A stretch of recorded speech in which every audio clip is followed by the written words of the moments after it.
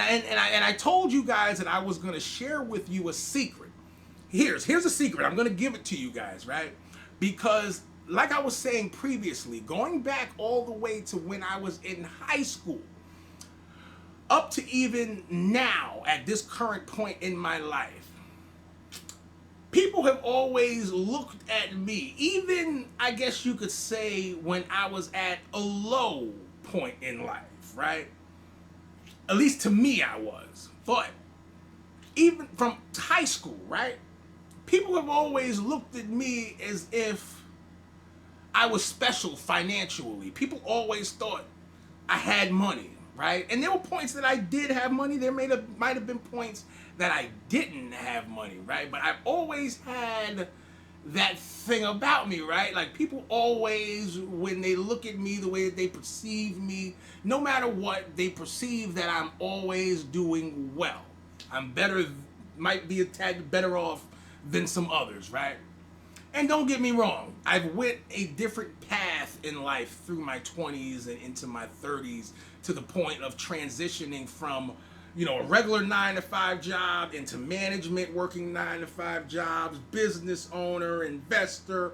So things have been just a little bit different, but like I've said previously, those are things that all kind of took shape in my latter 20s into my 30s. But even though it just happened then, even when I was back in high school, the same effect was taking place. Even when I was in my 20s, it was the same thing. When I was working 3 jobs, right?